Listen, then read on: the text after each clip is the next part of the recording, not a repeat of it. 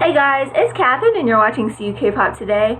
And because I've been gone for a while and I don't know, I just haven't been able to get to a lot of music videos, or I've been seeing a lot of things on Tumblr and Twitter that I missed while I was busy. So I just wanted to make a video to just talk about K-pop just in general and like what's happening, who's coming up, like who's having comebacks, who's looking good, who's sounding good.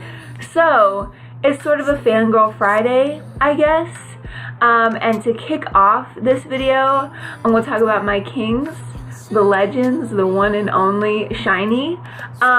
So everyone has been freaking out and they're like, SHINee, you know, like SHINee's coming back and they're gonna come back soon, because first we saw Taemin and he changed his hair to like this, like, I don't know, blueberry, purpley blue color, which is really pretty. I love it on him. I think it fits him. And people couldn't decide like if just Taemin was gonna have a comeback, like a solo comeback, or if it was gonna be SHINee. And then Jonghyun dyed his hair black. And just like, I don't know, I feel like this is going to be a SHINee comeback, which it seems so soon. Like, I'm not even over 1 and 1 yet. I'm still jamming, I'm still bopping. Like, I would have been happy with just that for like the next 2 years. But oh my gosh, they're already gonna have a comeback, and Taemin is possibly gonna have either a Korean solo comeback or a Japanese solo comeback. But I'm just like, and on one hand I'm so happy, but on another hand I'm so sad, because you know why they doing this so soon. It's because Onu's gotta go away to military, and they don't want to have all of these like they don't want to be doing promotions and music shows and everything at the end of this year, when he possibly has to enlist at the end of the year. So I'm stressed, but it's a happy stress. Speaking of hair changes, another artist that I love has changed his hair to blonde. Roy Kim is coming out with a new album, and I'm really, normally his albums are pretty like ballady or kind of folky, you know, like he has kind of like a folk sound. But this one, like, I still feel like it's gonna be acoustic kind of a sound and guitars and everything, but I feel like it's gonna be brighter than his albums normally are. The last album he came out with, I want to say, was the Little Dipper, or maybe it was the Big Dipper album. And then the one before that, was it Home? Whew, I don't know. I think he only has like 3 albums. I really should be able to keep them straight, but sorry. But he's coming out with this new album, and the cover's like pink. He has blonde hair. He's looking like a really pretty flower boy. I'm so ready. And I love that his name, like he has a logo for his name, and like his O in Roy changes to whatever like the theme for the album is, and I think it's a flower. Like, it's so pretty. It's so pretty. And I love Roy Kim, and I never talk about him, and I just wanted to talk about him because he is amazing and he has a great voice, and people, I don't know, people don't listen to him enough. Like, he's sort of in that category, same with like Jung Jun Young or Jisoo, like people that have great voices and great talent but just don't get enough advertisement and like promotion to really put themselves out there. So I'm doing it for them. Roy Kim, please do well on this album. I'm rooting for you, and please just go buy his album when it comes out, because it's gonna be great. Like, he doesn't disappoint. He makes good songs every time. So I was scrolling on YouTube, you know, scroll, and who did I see but JYP's Junho. So Junho came out with this really interesting video, which, I'm gonna be honest, I'm not the biggest Junho fan, not because I don't like him or anything. I just never got into him, never had the time. But he came out with a video, and it's like a mashup of videos, like of the music videos that he's done, but the song that he came out with was so good. And what I don't know is if it's a brand new song or if this is an old song that they just kind of reused to put over all the music video shots. But it was such a good like mashup. Like it was really nicely done, and it didn't feel like a mashup. Like I could have easily, if the shots didn't all look completely different from one another, like it was still smooth and it still went together. And Junho, damn, like he's looking fine. And just there were so many shots of him at the beach, him shirtless, him doing his thing, him looking at the camera, and I was so just like, Junho. Like I love Junho with 2PM, but I've just never gotten into him separately.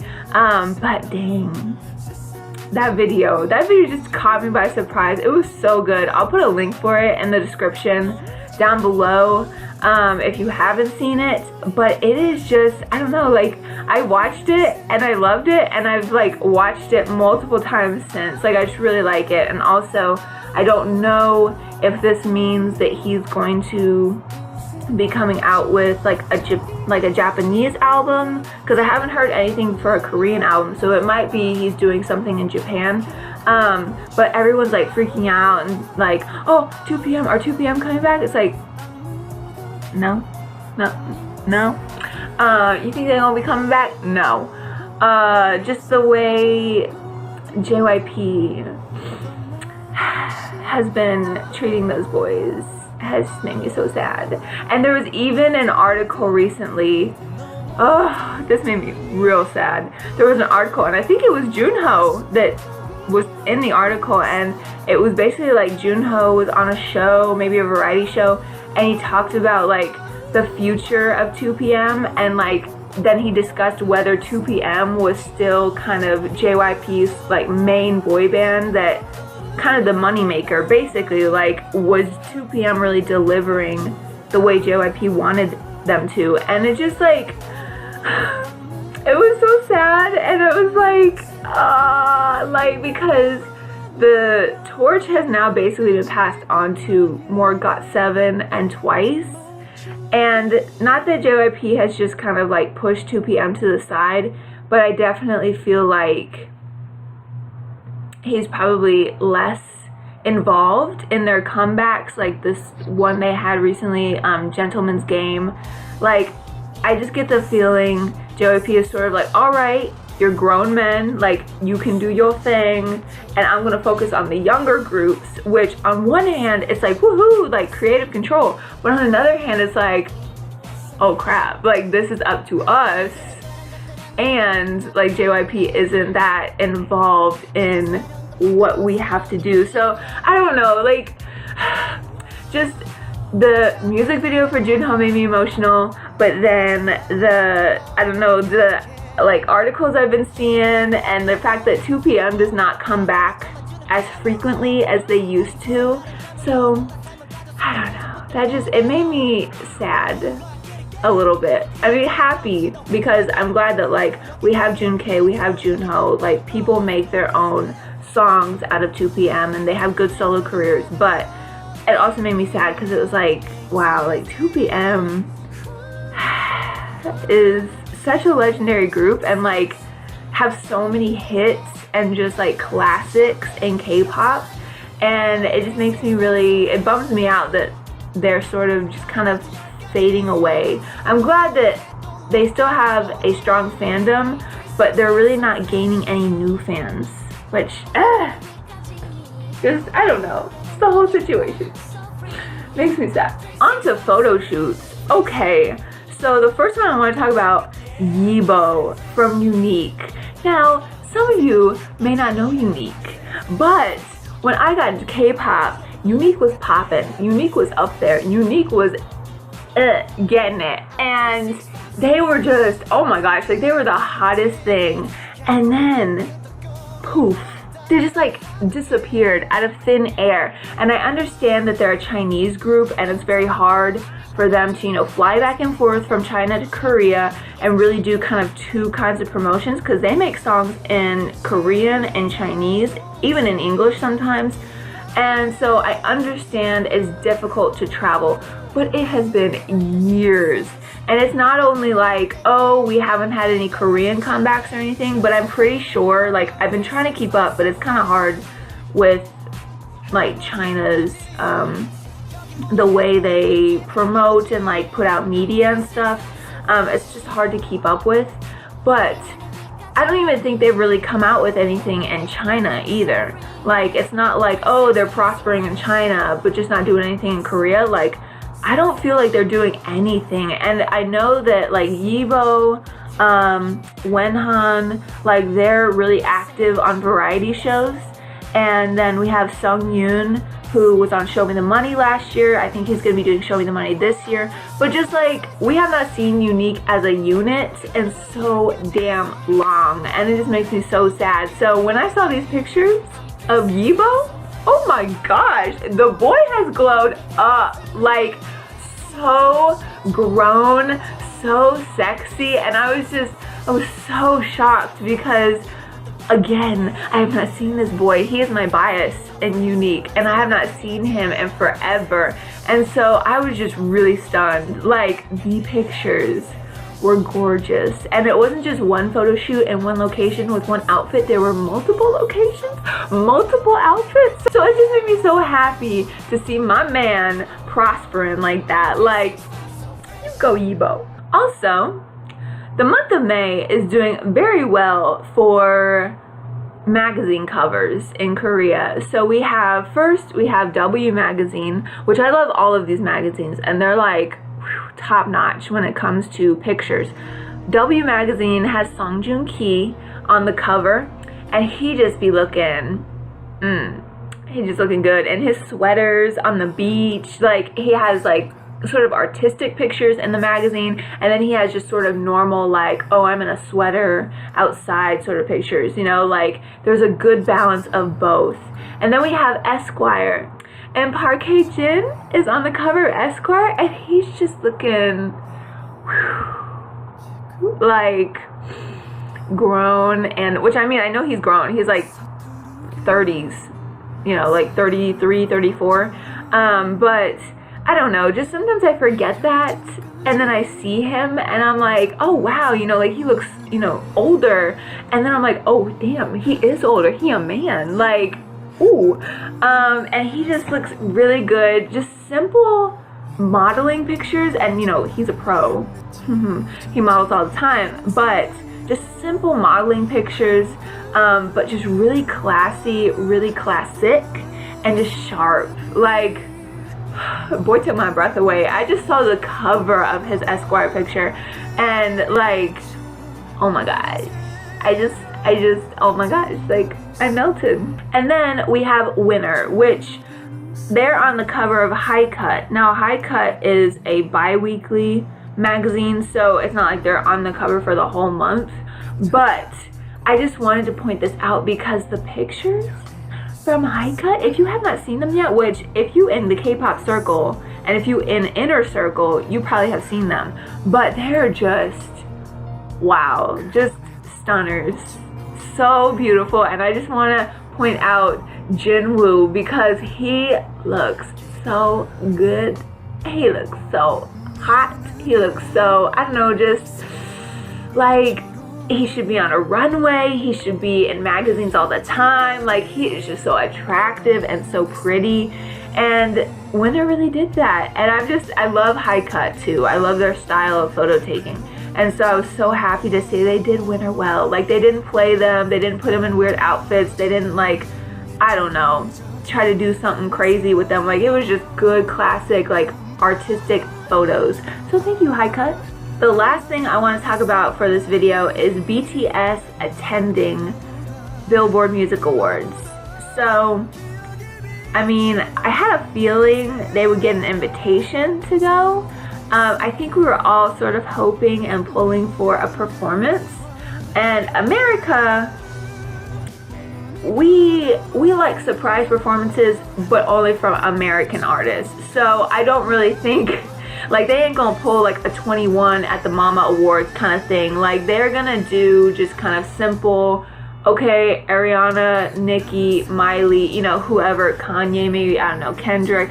And so just kind of the simple artists, the basic artists, and I don't think that BTS is really gonna perform anything, like, so my hopes aren't up for that, but I'm just so glad that they got an invitation, because we all know they gonna win. Like, I either am gonna look like Booba the Fool putting this up here for everyone to see, and then if we lose, whoops, or I'll be right. So, you know, either way. But I'm just really glad they'll be there, and when they win, they'll be able to like walk up on stage, get screen time, like show everyone like we BTS, and not only BTS, but we're K-pop.